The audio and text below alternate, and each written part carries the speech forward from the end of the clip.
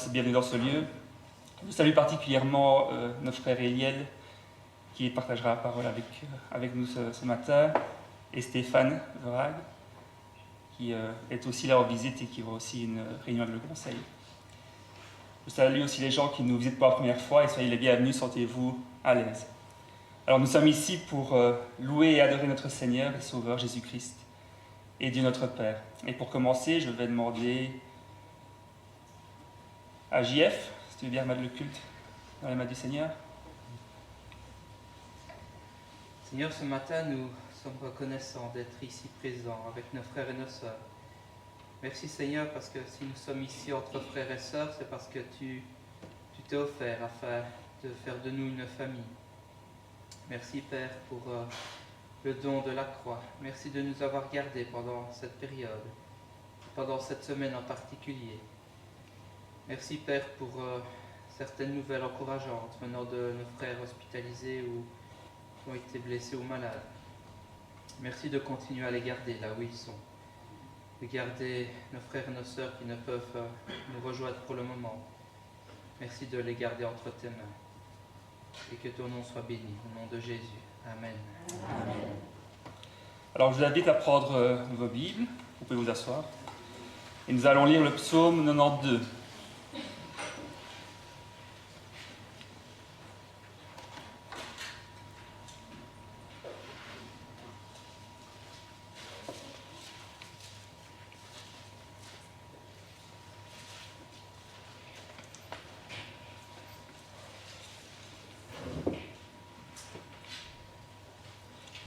Il est bon de célébrer l'Éternel et de psalmodier en l'honneur de ton nom, ô Très-Haut, d'annoncer dès le matin ta bienveillance et ta fidélité pendant les nuits, sur l'instrument à 10 cordes et sur le luth, au son de la harpe.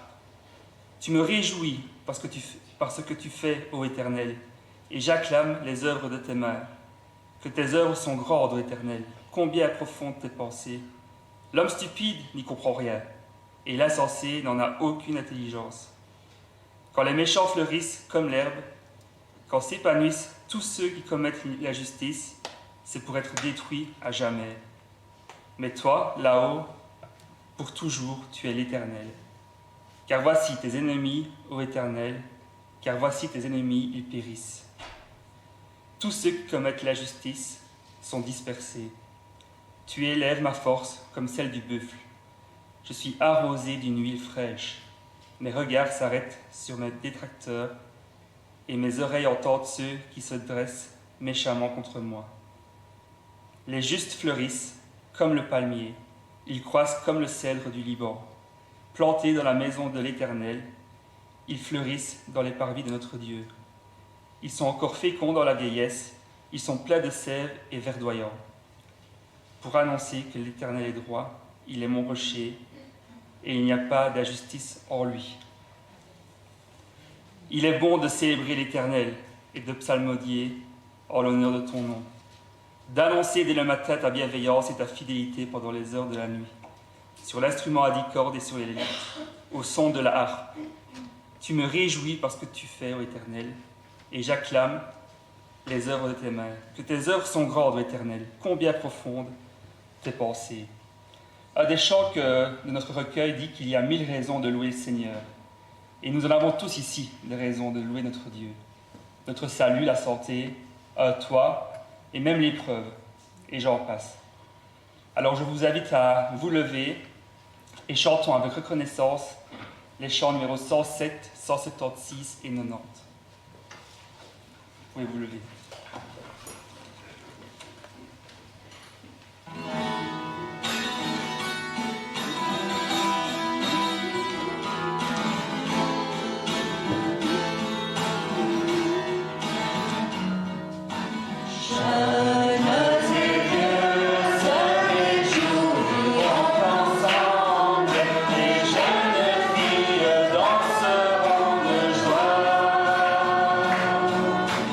La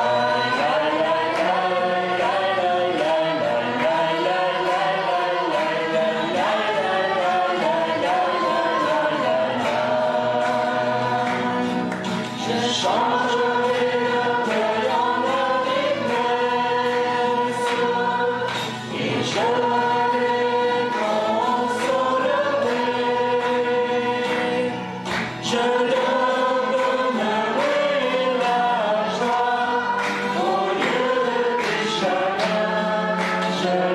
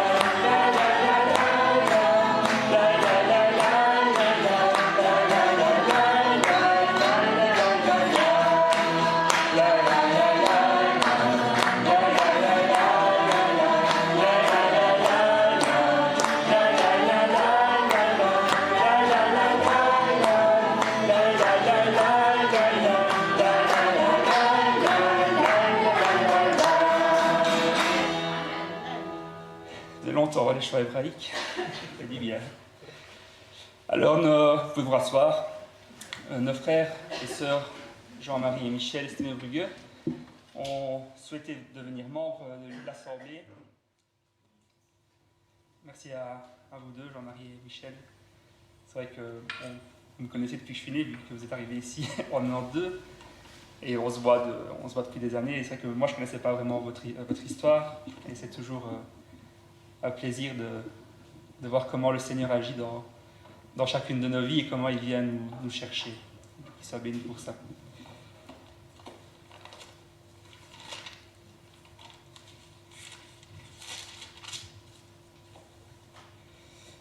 Quand les méchants fleurissent comme l'herbe, quand s'épanouissent tous ceux qui commettent l'injustice, c'est pour être détruits à jamais. Mais toi là-haut, pour toujours, tu es l'Éternel.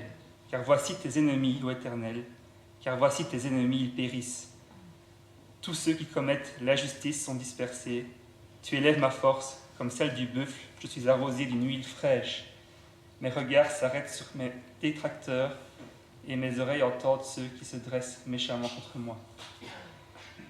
Et nous n'avons plus rien à craindre des attaques du malin. Il a été écrasé à la croix. Et nous pouvons dire que nous sommes plus que vainqueurs en Jésus-Christ.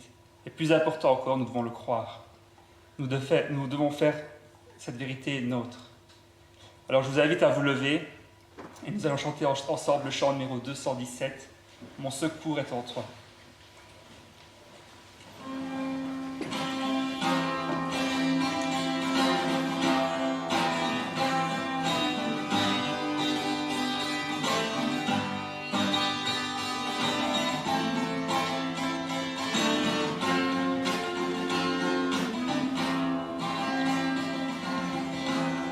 Si la lune me glace et le soleil menace, créateur des étoiles, mon secours est en toi.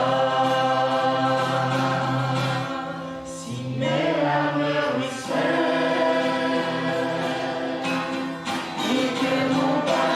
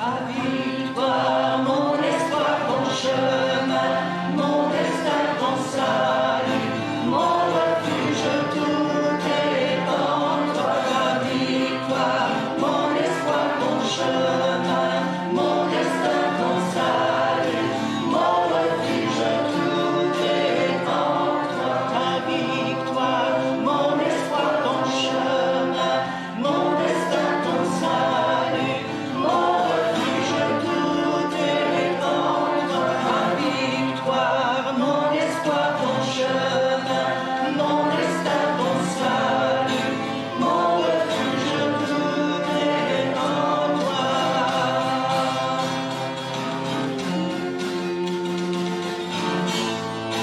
Mon refuge, tout est en toi.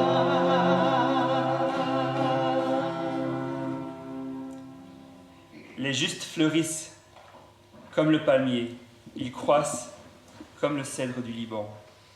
Plantés dans la maison de l'Éternel, ils fleurissent dans les parvis de notre Dieu. Ils sont encore féconds dans la vieillesse, ils sont pleins de sève et verdoyants, pour annoncer que l'Éternel est droit, il est mon rocher, il n'y a pas d'injustice en lui.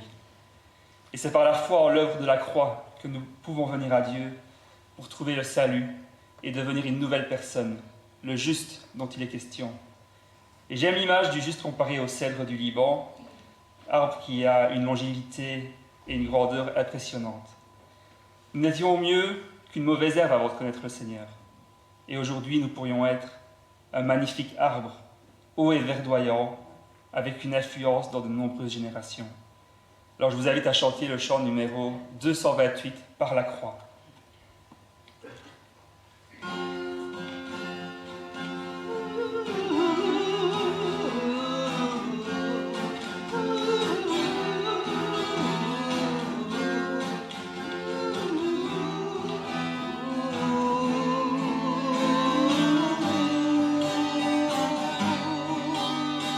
Comment osons-nous souiller à lui?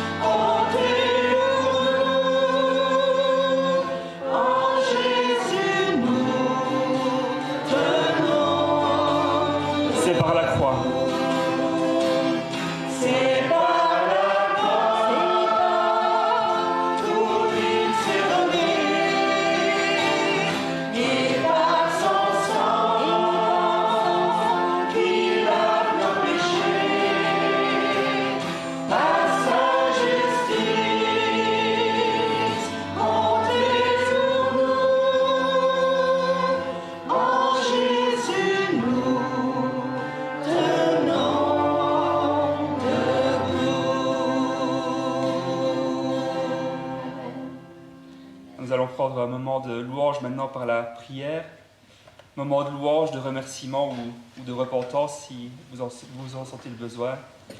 Et gardons aussi une pensée dans nos prières pour notre frère Paolo, qui progresse apparemment tout doucement. Gardons-le en prière. Ernest Filerski aussi, Michel est là. Et tu as quelques nouvelles à nous? Ça commence à aller, on va pour la 8e dans 15 jours, et puis on fera un scanner et on verra quelle sera la suite. D'accord, parfait. Sinon ça va en moitié, quoi. Ça va. C'est déjà mieux que le quart. C'est déjà mieux que les Donc gardons encore notre frère Ernest en prière. Nous avons aussi les salutations de Dominique, la dame que nous avions rencontrée à la soupe, qui vient maintenant depuis quelque temps à l'église. Donc elle a fait une crise d'épilepsie dans les escaliers. Elle a le nez cassé, l'épaule immobilisée. Elle continue à lire sa Bible et réécoute les prédications. Donc nous pouvons aussi la garder dans nos prières. N'oublions pas nos autres personnes âgées ou malades. Je pense aussi à Janine Bavista, Hélène et Doran Giewski, Léon Kaata. Donc voilà, nous allons prendre un moment maintenant dans la prière. Prions.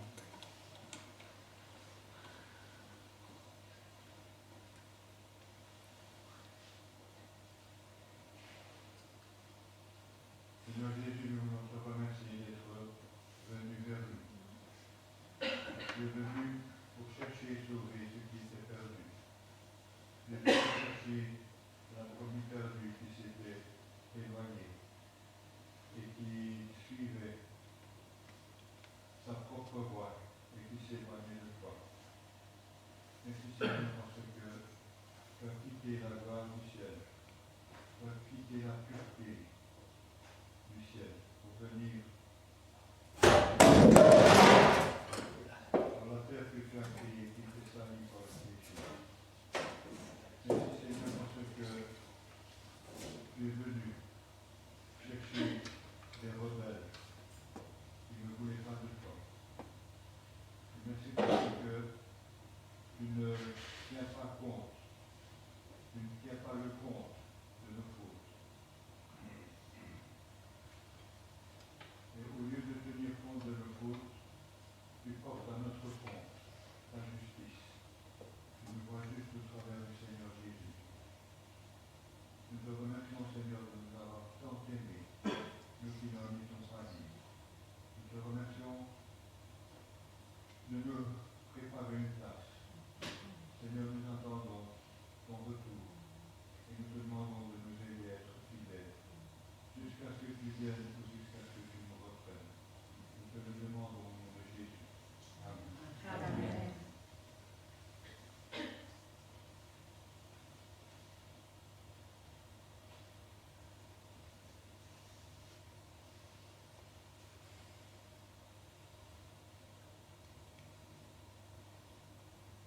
Seigneur Jésus, de toute éternité, tu nous as aimés et tu nous aimes encore, Seigneur. Merci parce que tu as quitté ton ciel de gloire pour venir ce matin. Seigneur, merci pour Golgotha. Merci, Seigneur, pour cette croix qui a été dressée. Cette croix, Seigneur, où nous pouvons lever les yeux, Seigneur, et voir tant d'amour que tu déverses pour nous. Seigneur, merci parce que c'est par la croix, Seigneur, que tu nous as justifiés. Par ton sang, Seigneur, qui a coulé. Seigneur, merci parce que tu nous donnes la vie. Seigneur, merci parce que tu nous la donnes en abondance. Seigneur, merci parce que cette vie, Seigneur, tu veux que nous la communiquions, Seigneur, autour de nous. Et Seigneur, aide-nous à pouvoir, Seigneur, être des témoins fidèles de toi, des témoins de ton amour et de ta justice. Seigneur, c'est en toi que nous pouvons tenir debout. Seigneur, merci parce que tu nous relèves. Seigneur, tu es chaque jour à notre côté, Seigneur, c'est une promesse que tu as faite. Et Seigneur, je veux te louer pour cela, parce que nul n'est comme toi, Seigneur. Nul n'est semblable à toi. Seigneur, merci pour tout ce que tu fais pour chacun de nous, dans chacune de nos vies. Que ton nom, Seigneur, soit béni, que ton nom soit élevé, Seigneur. Au nom de Jésus-Christ. Amen. Amen.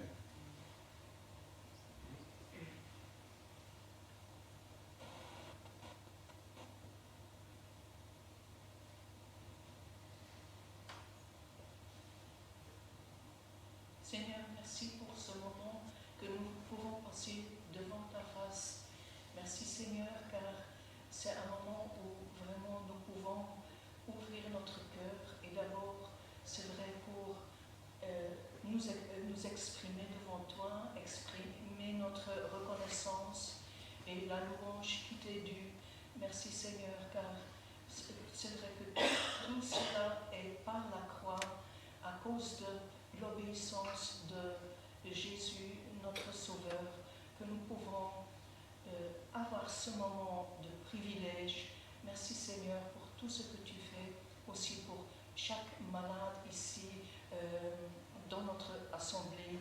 Nous voyons ta main apaisante, guérissante. Merci Seigneur, car tu es à l'œuvre. Amen. Amen. Amen.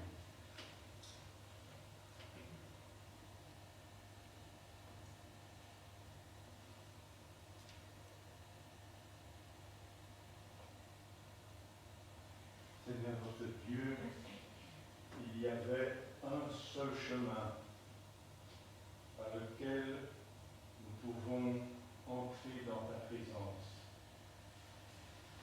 Ce chemin, il était fermé pour nous, parce que toi tu es saint et que nous étions des pécheurs,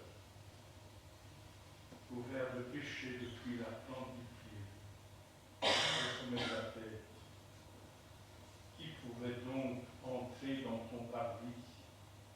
Personne. Quelle grâce qu'un jour tu as eu pitié de nous et de ce qu'un jour nous avons entendu parler de ce Jésus merveilleux que tu nous as donné, de ce rendez-vous que tu nous donnais à la croix du Calvaire dans nos pensées, et que nous avons contemplé celui qui mourait pour nous. Lui le juste mourait pour nous des injustes, dans le but de nous amener à son Dieu, qui par grâce, parce que couvert de sa justice, est devenu notre Dieu. Et nous aimons rappeler, Seigneur, ce que tu nous as enseigné. Mon Père, il est votre Père. Et mon Dieu est maintenant votre Dieu. Seigneur Jésus, c'est parce que tu as frayé le chemin pour nous, au travers de ta chair qui fut meurtrie à la croix du Calvaire. Parce que ton sang précieux a coulé pour nous purifier de tout péché. Parce que ce chemin tu l'as frayé toi-même, il est nouveau pour nous. Et nous aimons l'emprunter à ta suite, Seigneur Jésus. Et être, grâce à toi, devant ton Dieu qui est notre Dieu, non pas couvert de nos propres œuvres, mais couvert de ta justice, de ton manteau, Seigneur Jésus. Quelle grâce tu nous fais. Et dans le chemin, tu es toujours ce sauveur qui nous écoute et toujours prêt à nous secourir au moment opportun. Et si nous avons des faux pas dans la route, Seigneur, tu es cet avocat qui plaide notre cause. Devant l'accusateur des frères, tu fermes sa bouche parce que ton sang précieux a une valeur efficace et éternelle. Là où le péché a abondé, ta grâce, Seigneur Jésus, a surabondé. Et nous sommes là au bénéfice de cette grâce infinie.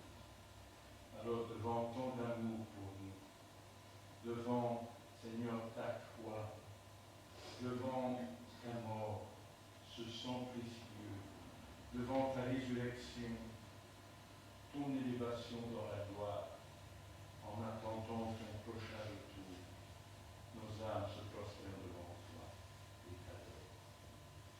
Amen. Amen.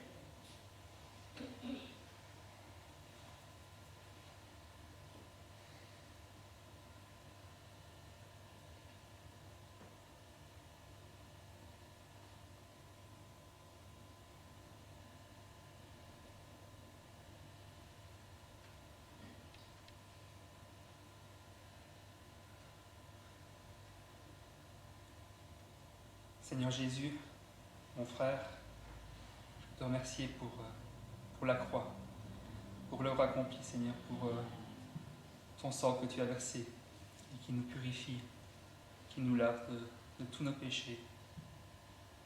Je veux te remercier parce que tu as fait de gens qui ne t'appartenaient pas, qui n'étaient pas tournés vers toi, tu en as fait un peuple, une famille. Et je veux te remercier parce que tu prends soin de ces membres. Je veux te remercier pour nos frères que tu gardes, que tu soulages, que tu réconfortes. Je te remercie aussi pour Dominique, que tu puisses la garder et la fortifier pendant cette épreuve. Sois avec ton Église et sois avec Eliel qui nous apportera ta parole. Donne-lui tes forces et ta sagesse. Bénis encore le reste de ce culte et que tout ce qui soit dit et fait le soit pour ta seule gloire. Amen. Amen. Je laisse maintenant la place à Eliel. Je veux dire un mot, s'il vous plaît, Oui. dans les annonces. Dimanche prochain, nous aurons une visite, la visite du pasteur Timachenko de l'église d'Ugré, et il sera accompagné d'un petit groupe musical de chanteurs, ce ne sont pas nombreux, ukrainiens. Donc, vous êtes tous invités à participer à ce culte. N'oubliez pas non plus la fête de la moisson dans 15 jours. Il va y avoir les annonces, je les ferai après. Ah ben, après. Après, je les ferai à la fin. Ah ok. Merci.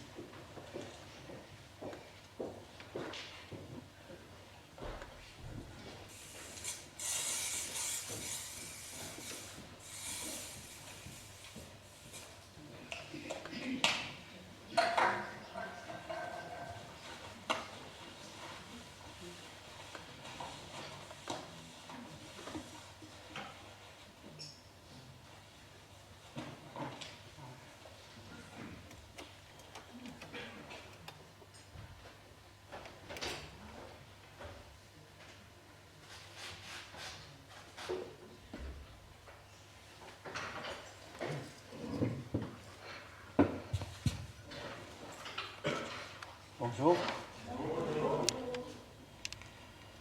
C'est dommage qu'il l'a nettoyé. Je voulais prendre plus du français qu'il a laissé ici. Il devra être d'une autre façon alors. Je suis très content d'être là de nouveau avec vous. Merci de me recevoir. Au Brésil, si quelqu'un, disons, est né en Italie, et après ce couple-là, ils déménagent en Mozambique, ils auront un enfant. Et après, ils déménagent je ne sais pas, au Brésil, et ils auront un autre enfant. On dira, ah, regarde, ce sont des parents africains, mais leur premier-né est européen et le deuxième est brésilien. Et voilà qu'ici, j'arrive et je vois que vous voyez l'identité d'une façon différente. Parfois, je vois quelqu'un et je dis, voilà, tu es belge? Par exemple, il dira, non, je suis polonais. Ah, et comment s'appelle la ville où tu es né? Il dit, Bruxelles. Je dis, mais regarde, il y a de Bruxelles partout. Alors, ce sont les façons différentes de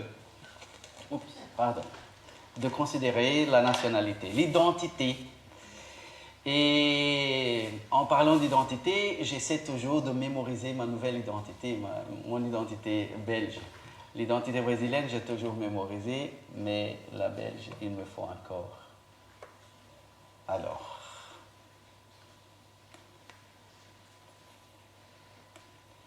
j'aimerais vous parler aujourd'hui un peu justement sur l'identité. Je mets ça ici. Voilà. Enfin, Jean-François, chaque fois que j'aurai besoin que tu changes, je ferai ça. D'accord? Merci. Alors, identité. La parole de Dieu nous dit en Galatiens 2, 20, et j'ai mis tout écrit aujourd'hui encore une fois pour gagner du temps et pour aider avec la fixation. Déjà, c'est un étranger que vous parle. J'ai été crucifié avec Christ, et si je vis, ce n'est plus moi qui vis. C'est Christ qui vit en moi. J'ai bien aimé le fond. Continue. Si je vis maintenant dans la chair, je vis dans la foi au Fils de Dieu qui m'a aimé et qui s'est livré lui-même pour moi. Je le répète, j'ai été crucifié avec Christ. Et si je vis, ce n'est plus moi qui vis, c'est Christ qui vit en moi. Si je vis maintenant dans la chair, je vis dans la foi au Fils de Dieu qui m'a aimé et qui s'est livré lui-même pour moi. Prions encore une fois. Dieu d'amour, Père éternel, merci Seigneur, merci infiniment de notre salut qui t'a coûté le prix le plus grand possible.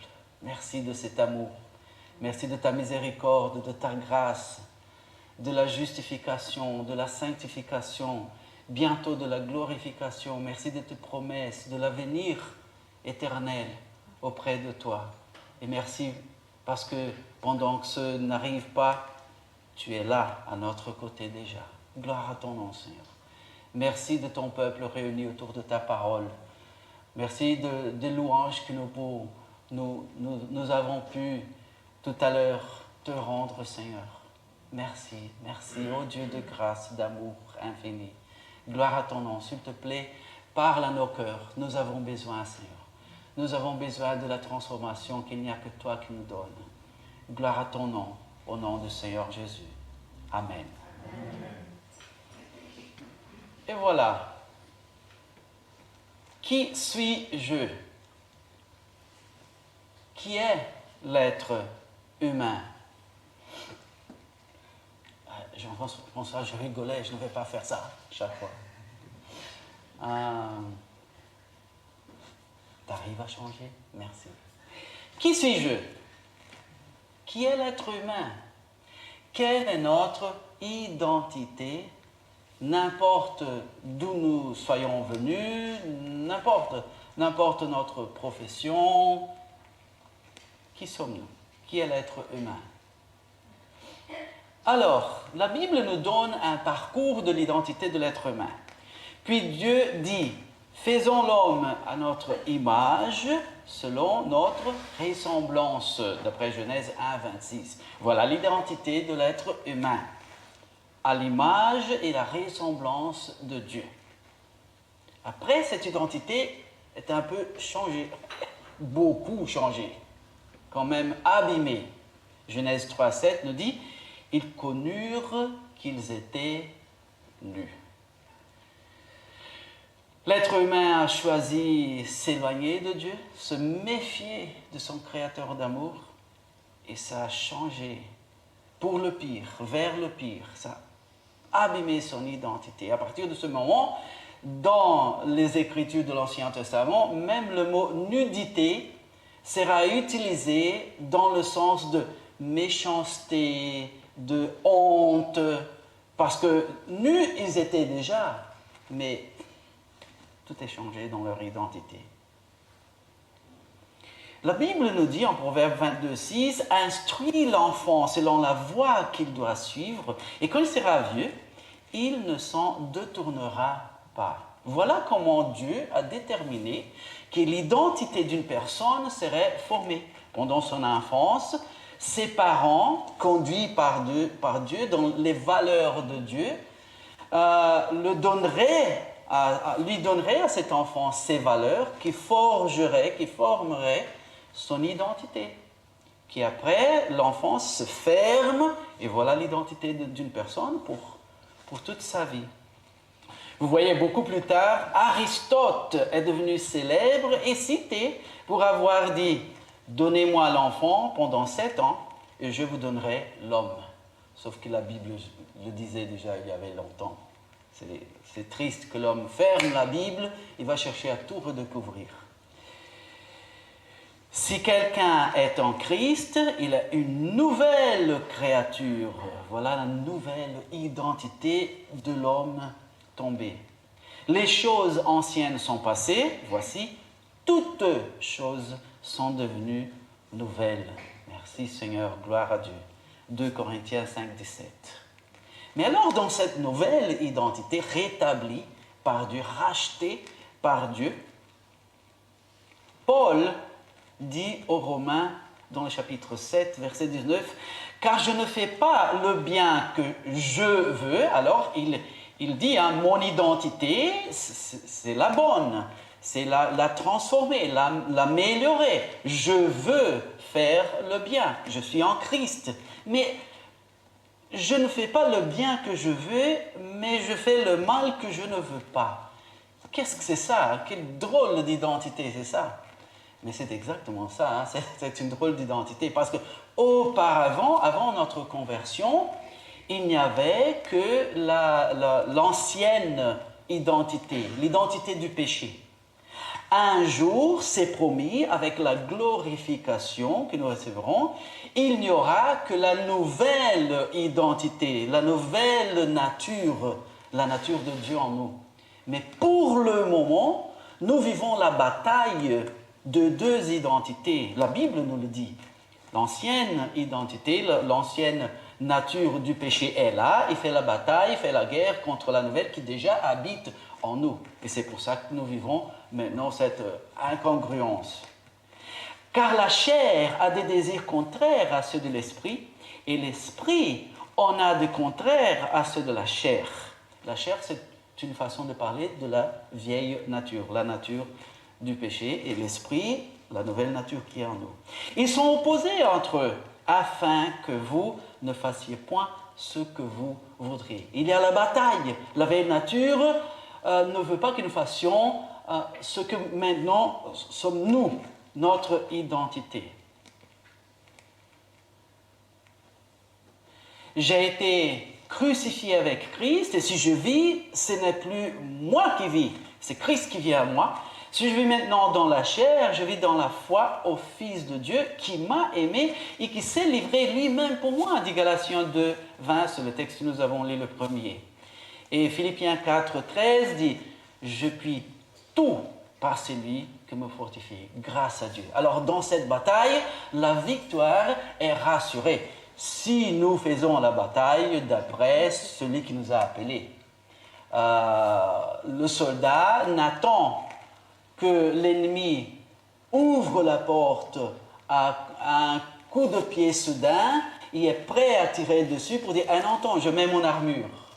Non, il faut se préparer chaque jour, chaque instant, avec la lecture de la parole de Dieu, une vie de louange, de prière et ainsi de suite, et de faire la volonté de Dieu. De laisse que Dieu fasse sa volonté à travers, en nous et à travers nous. Mais la Bible nous rassure dans notre identité, dans cette guerre, cette confusion, je puis tout par celui qui me fortifie. Philippiens 4, 13. Et encore, il dit de marcher d'une manière digne de Dieu qui vous appelle à son royaume et sa gloire. Notre identité en Christ, c'est de marcher d'une manière digne de Dieu. Et c'est Colossiens 2,6 qui dit « Ainsi donc, comme vous avez reçu le Seigneur Jésus-Christ, marchez en lui. » Alors aidez-moi, je fais ici la comptabilité, vous pouvez m'aider s'il vous plaît. Je donne une situation, ici c'est la vôtre, vous levez la main, d'accord? Quand nous sommes venus en Christ, quand peut-être l'un l'autre est venu en Christ, il dit, c'était comme ça. Ah non, hein, je déteste l'idée de venir en Christ. J'aimerais bien mourir, être condamné à l'étang de feu pour toute l'éternité et venir en Christ et jouir la nouvelle vie qu'il m'offre. Ah, ça c'est terrible, mais en tout cas, c'est ce que je ferai. S'il vous plaît? Ah, personne. Je vais essayer d'une autre façon alors. Waouh, j'étais condamné et je le méritais parce que je suis un pécheur. Et il n'y avait rien que je fasse qui pourrait m'aider à rendre la situation meilleure. Mais voilà que Dieu lui-même est venu et souffert la mort entre les mains de Romains pour me racheter, pour me donner le droit d'avoir le pardon de mes péchés, et que maintenant il va vivre dans moi et avec moi pour la vie, pour chaque décision que j'aurai à faire, il prendra soin de moi et je vivrai pour toute l'éternité avec lui. Ah, merci Seigneur, bien sûr que je veux ça. Est-ce qu'il y a quelqu'un là-bas, s'il vous plaît? Alors, ainsi donc, comme vous avez reçu le Seigneur Jésus, oui, je veux bien, je suis content, ça c'est la vie. Marchez en lui. C'est notre identité. En vérité, je vous le dis, le Seigneur Jésus, celui qui croit en moi fera aussi les œuvres que je fais et il en fera de plus grandes. Parce que je m'en vais au Père. Le Père, il vous donnera un autre consolateur, parce que Jésus déjà était notre consolation. Il était notre consolateur, il était ici avec nous. Il part, il dit, je ne me laisse pas orphelin. Vous aurez l'autre consolateur, afin qu'il demeure éternellement avec vous. L'Esprit de vérité. Vous le connaissez, car il demeure avec vous. Parce qu'à ce moment-là, le Saint-Esprit était avec eux, mais pas encore jusqu'au Pentecôte, dans eux. C'est pour ça qu'il a dit, vous le connaissez car il demeure avec vous et il sera en vous. Mais nous sommes quand même habités par Dieu. Waouh, notre identité. Soyez un peu patients. Je vais parler un peu de science, peut-être avant que quelqu'un dise « Mais Eliel, c'est une réunion d'église, laisse ça pour l'école. » Mais c'est ça justement, la Bible est la base et le fondement, la fondation pour tout ce qu'il y a. Comme on a dit tout à l'heure, c'est dommage que l'être humain a décidé de fermer la Bible et chercher tout de nouveau. La biologie, la géographie, l'histoire, tout est là. Regardons une chose, scientifiquement. Notre cerveau, notre esprit, cherche le confort. Ok? Tout ce qui est mieux, si c'est l'hiver, le chauffage. Si c'est la canicule, se plaindre. Non. Si c'est la canicule, de la glace, etc., etc. D'accord? On achète des bonnes chaises pour s'asseoir pour le culte, etc. Alors, notre cerveau, notre esprit, cherche le confort mais cherche aussi le grandissement. Oui, hein, ça c'est bien, mais on peut améliorer. C'est comme ça qu'on a de l'électricité, etc., etc. Alors, notre cerveau cherche d'un côté le grandissement, de l'autre côté le confort. Ce qui donne une tension entre les deux valeurs, ce qui peut nous amener au cercle vicieux de la médiocrité. L'une des choses qui nous différencie des animaux est la partie avant du cerveau, le néocortex du lobe frontal, oulala, quel nom, qui reçoit l'information qui formera pendant l'enfance l'ensemble de nos valeurs.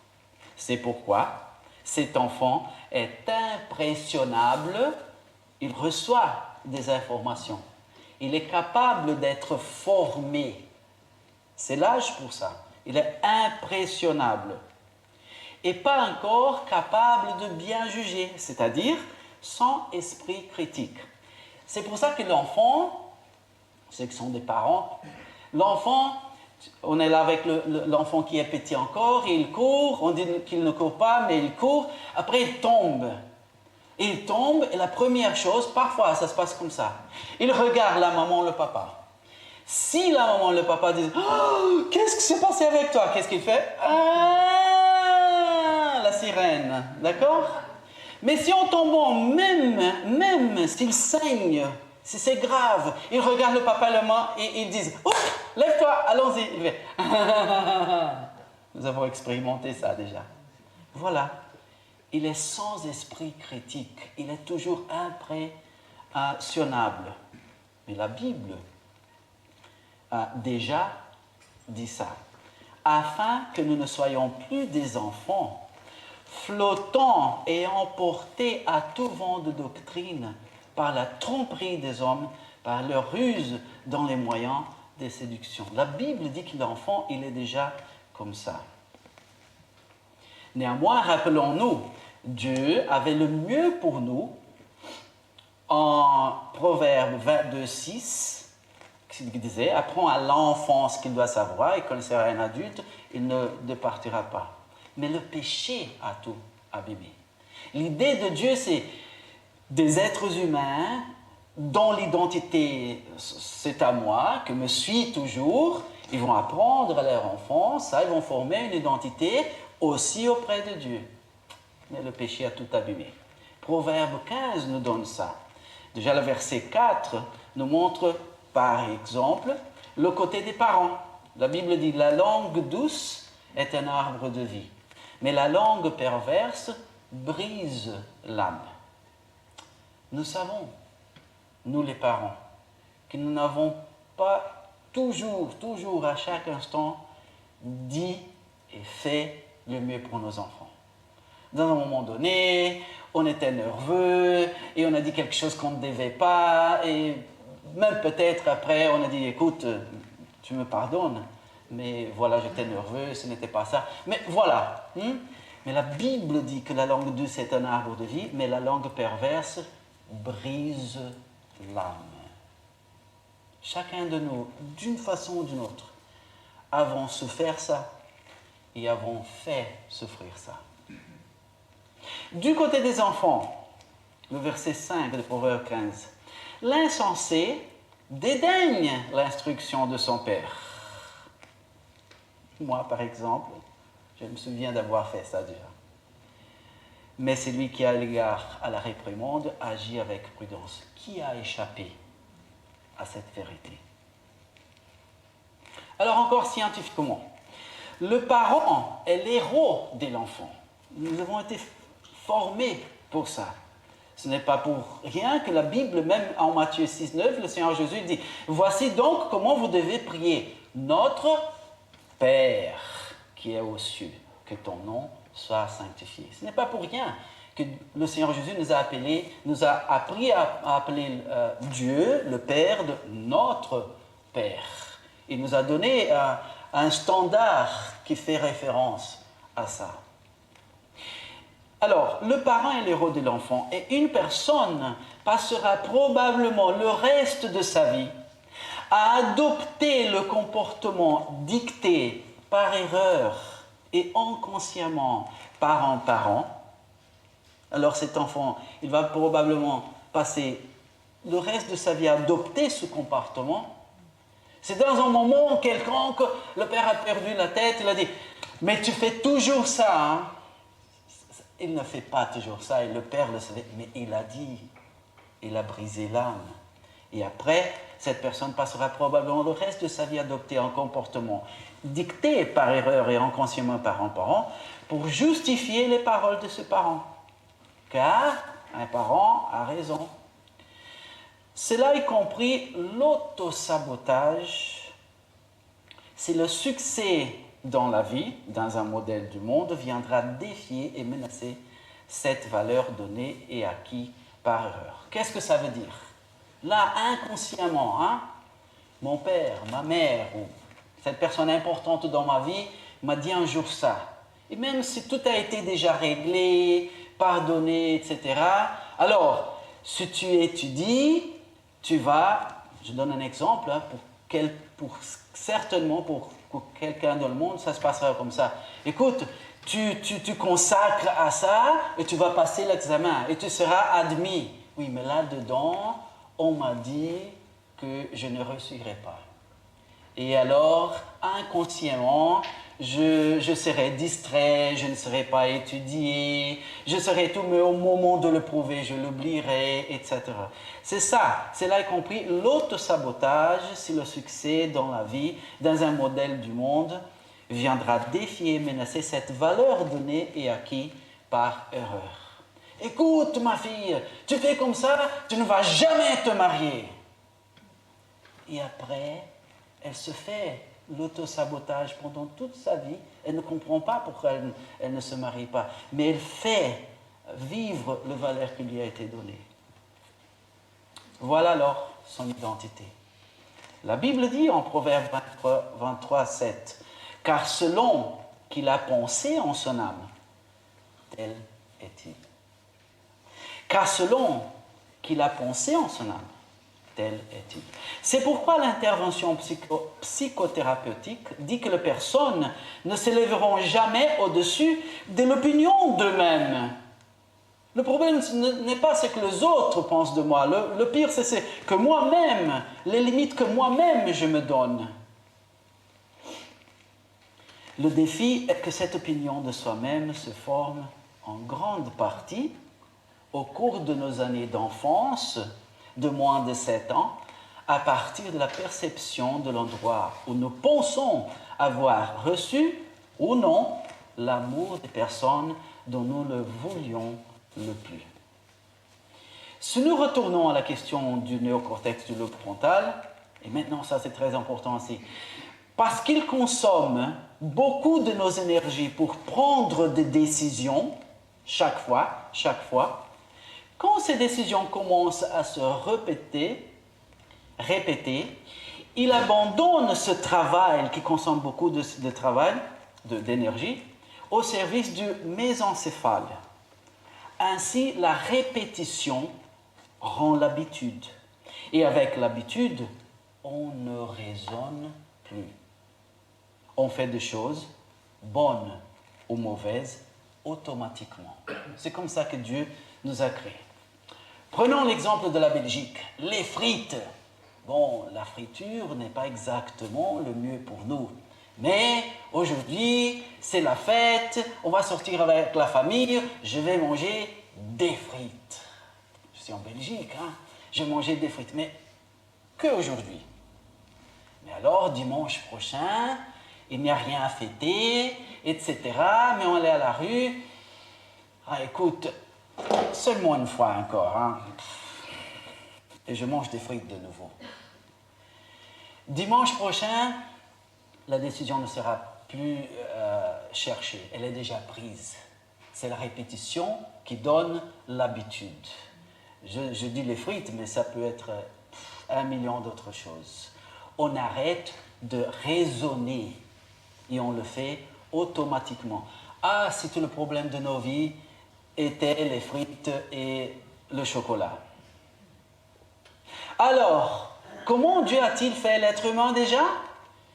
Puis Dieu dit, faisons l'homme à notre image, selon notre ressemblance, Genèse 1, 26. Et Dieu est, parmi d'autres choses, créatif et intelligent, pas du tout manipulé.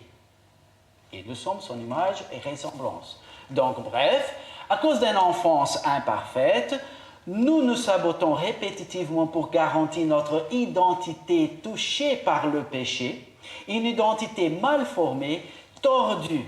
Cette répétition inconsciente dans les différentes circonstances de la vie finit par nous donner une façon automatique d'être, malsaine, qui prend la place de notre capacité de réfléchir sainement sur ce que nous allons dire ou faire, sur des décisions importantes à être prises.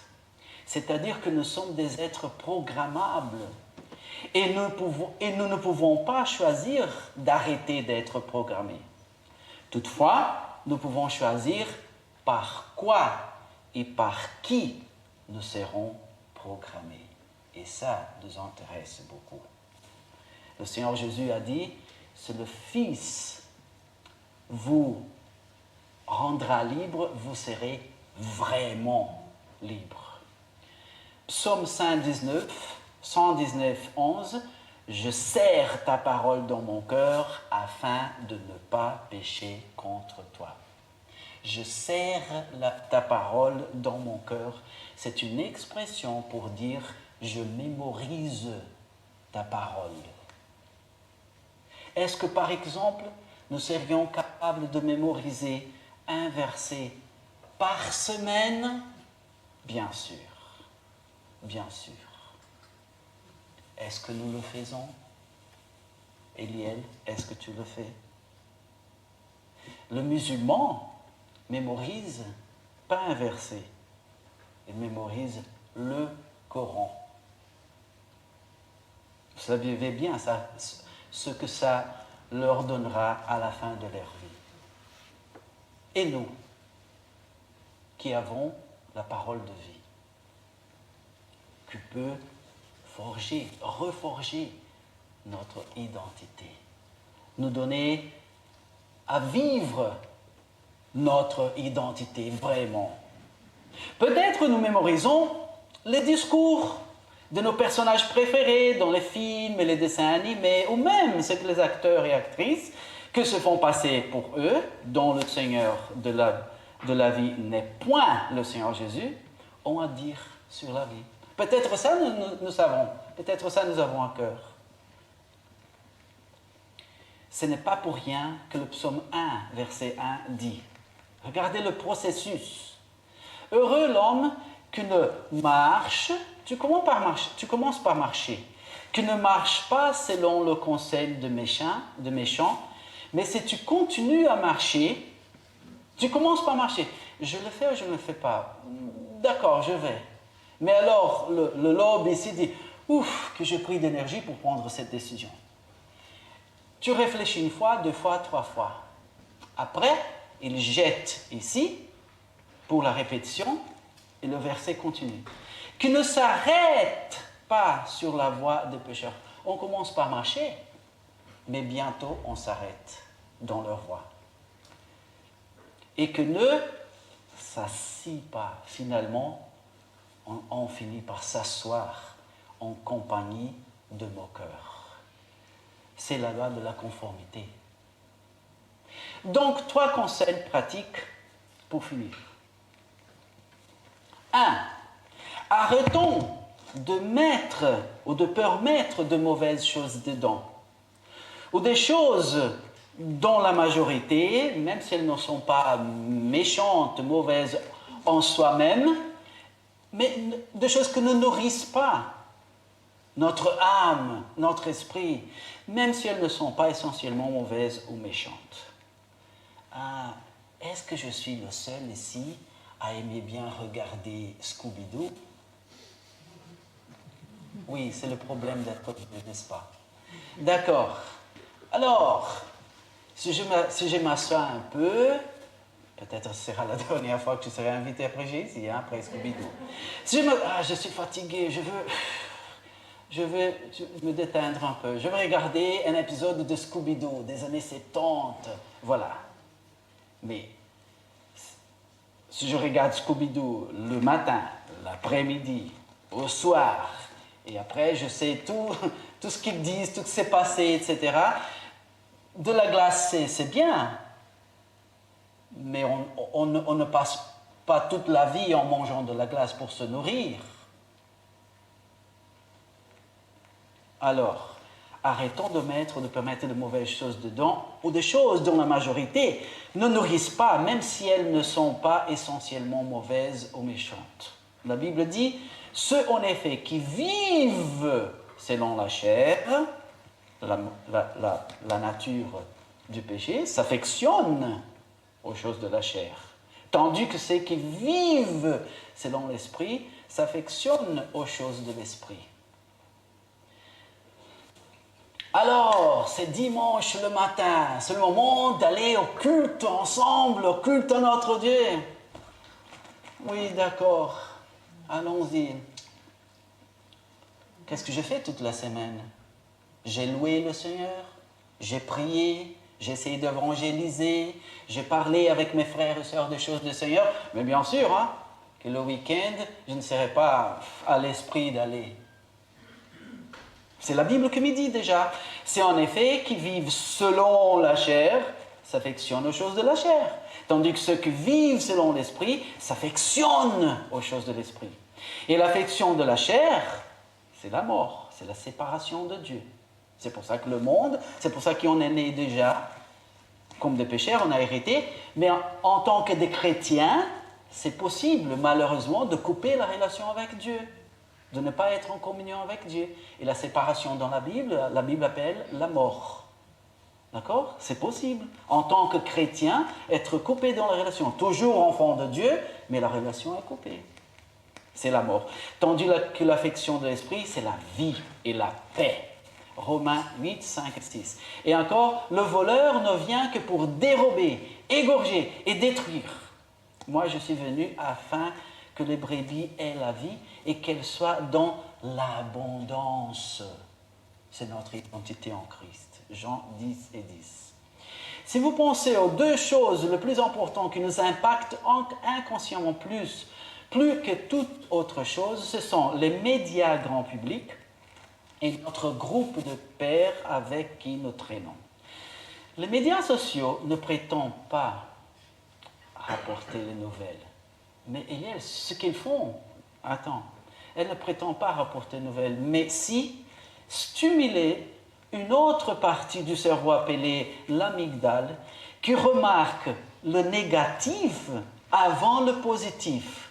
Et à travers cette stratégie de conquérir méchamment, ils tiennent notre attention afin que leur travail soit bien payé, peu importe le type d'ordure qu'ils nous proposent à voir et entendre. Car l'amour de l'argent est une racine de tous les maux.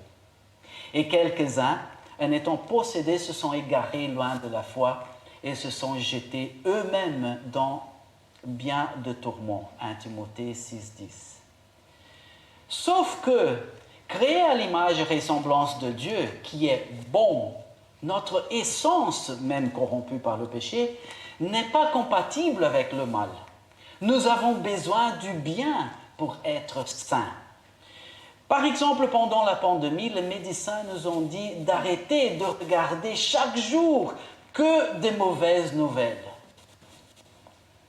Parce qu'ils savent que la peur baisse notre immunité.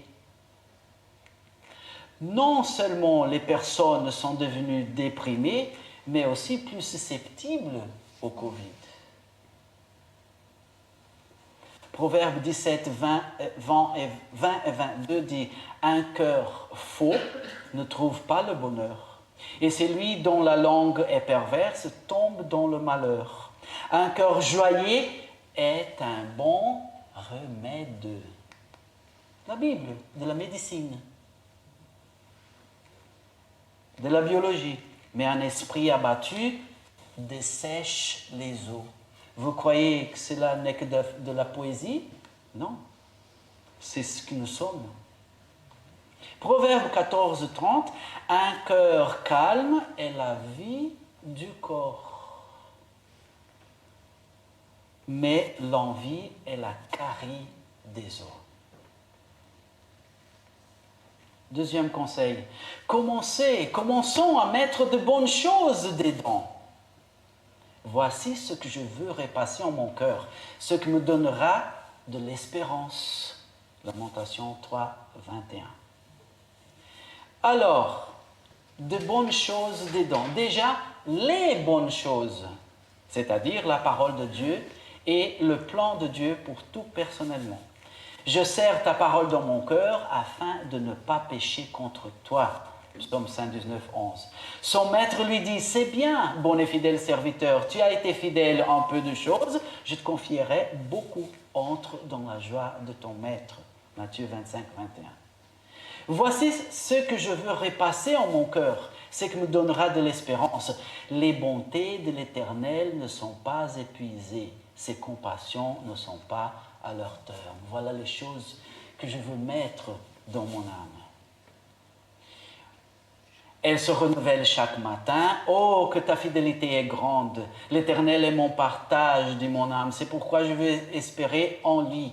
L'Éternel a de la bonté pour qui espère en lui, pour l'âme qui le cherche. Il est bon d'attendre en silence le secours de l'Éternel. Lamentation 3, de 21 à 26. Les bonnes choses, déjà, les choses de Dieu, mais aussi dans la vie quotidienne, à propos de ce que nous avons besoin, des bonnes choses qui nourriront les cadeaux de naissance que Dieu nous a fait. Dieu a appelé quelqu'un un jour à être un médecin, l'autre à être un professeur, etc. Écoute, regarder TikTok toute la journée ne va pas nous former. Des bonnes choses qui nourriront les cadeaux de naissance que Dieu nous a donnés. Vous savez qu'anciennement, dans les transports communs, on trouvait les gens qui étaient assis, ils avaient tous un livre dans la main, ils lisaient. Ce n'est pas la réalité d'aujourd'hui. Et si c'est le GSM qu'on a à la main, ce n'est pas dans la majorité parce qu'il y a un livre là-dedans à lire. Attention, tu n'as pas plus de temps que les autres. Cours contre la montre. Le psaume 92 dit « Enseigne-nous ainsi à compter nos jours, afin que nous en accueillions un cœur sage. » Psaume 92. Et le troisième conseil, sortons les mauvaises choses qui sont dedans déjà. Souvenons-nous que notre cerveau est reprogrammable, en sorte que si quelqu'un est en Christ, c'est une nouvelle création. Les choses vieilles sont passées, voici toutes choses sont faites nouvelles. 2 Corinthiens 5, 17. Et car la parole de Dieu est vivante et efficace, plus tranchante qu'une épée quelconque à des tranchants, pénétrante jusqu'à partager l'âme et l'esprit. Jointure et moelle, elle juge les sentiments et les pensées du cœur. Hébreux 4, 12. Si nous confessons nos péchés, il est fidèle et juste pour nous les pardonner et pour nous purifier, nous nettoyer de toute iniquité. 1 Jean 1, 9. Finalement, les personnes ne changent pas parce qu'on leur dit de changer, sinon plutôt parce qu'elles sont inspirées à le faire. Est-ce que nous avons une base d'inspiration? Voyons. Christ, vous laissant un exemple afin que vous suiviez ses traces. 1 Pierre 2 et 2. Et ayez en vous les sentiments, la pensée, l'attitude, c'est le mot original, qui était en Jésus-Christ. Et conclusion, les mots suivants de Mahatma Gandhi ont devenu célèbres. Soyez le changement que vous voulez voir dans le monde. Pourtant, ça a été dit beaucoup plus tard que notre Seigneur nous dise « Vous êtes le sel de la terre ». Matthieu 5, 13. Et même si Mahatma Gandhi a dit ça, beaucoup après que le Seigneur Jésus l'avait déjà dit, mais c'est dommage que l'être humain ferme la Bible, le comment faire, c'est l'Éternel qui nous apprend et nous capacite, gloire à Dieu. Ne vous conformez pas au siècle présent, mais soyez transformés par le renouvellement de l'intelligence, afin que vous discerniez quelle est la volonté de Dieu, ce qui est bon, agréable et parfait. D'après Romains 12, 2. Que le Seigneur nous bénisse et nous aide à vivre notre merveilleuse, étonnante identité en Christ. Amen. Amen.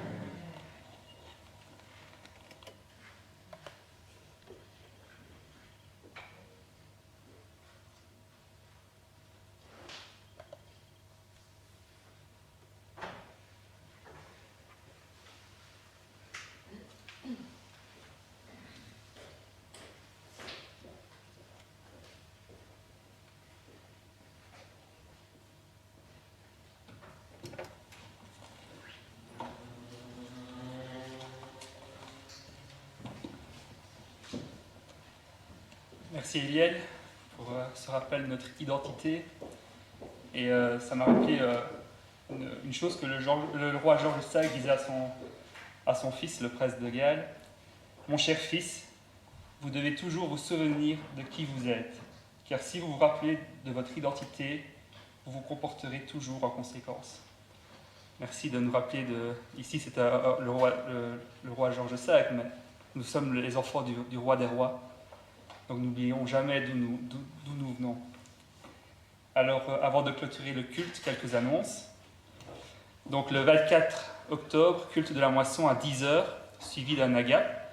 Alors il faudrait vous inscrire pour l'agape au plus tard dimanche prochain auprès de Marianne, je crois, c'est ça? Donc allez trouver la semaine prochaine Marianne. Marianne Ou Dani. Parce que Marianne n'est pas au courant. Ok, ça va. Bon, elle le saura sûrement bientôt. Mais donc voilà, soit trouver Marianne ou alors Dani qui est déjà au courant. Donc au plus tard la semaine prochaine, comme ça ce sera plus facile pour organiser. Je sais qu'il y a un système pour organiser les tables, le circuit pour pouvoir se déplacer dans la salle. Alors le 31 octobre, Assemblée Générale à 14h. Les convocations sont ici, elles seront distribuées à la fin du culte. Et donc la semaine prochaine, Jean Timoshenko qui vient, c'est ça, nous rendre visite avec des musiciens et chanteurs de... Les chanteurs de... C'est un petit groupe, hein, c'est sur peut-être 4, je sais pas. Ah ok. C'est ceux qui étaient venus déjà... Je pense, oui. Ah, C'est ok. les Ukrainiens, donc ils vont chanter. Ok, ça va. Donc voilà. Encore une chose? Oui, c'est des fruits et légumes pour la fête de la moisson, de les Ah oui. apporter. N'oubliez pas le décor qu'on fait chaque année pour la moisson. Amenez ce que vous pouvez, légumes, des paniers. Donc voilà. Alors Véronique a aussi préparé 3 cartes que vous pourrez signer à la fin du culte. Une pour Phébé, une pour Dominique et une pour Christine Kata. Ça. Donc je vous invite à vous lever pour clôturer ce culte. Nous allons chanter le chant numéro 184, « Je fléchis le genou ». Amen.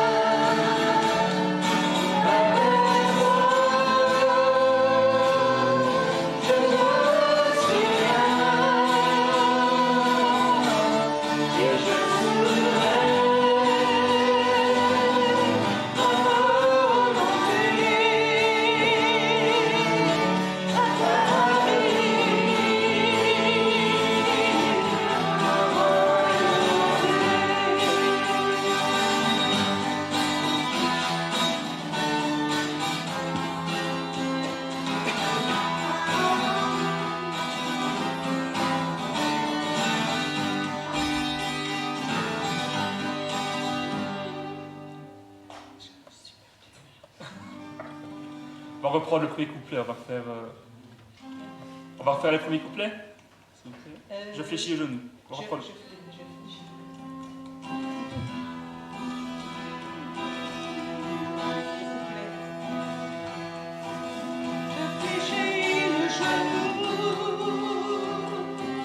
Je fléchis le genou devant toi, je fléchis le genou,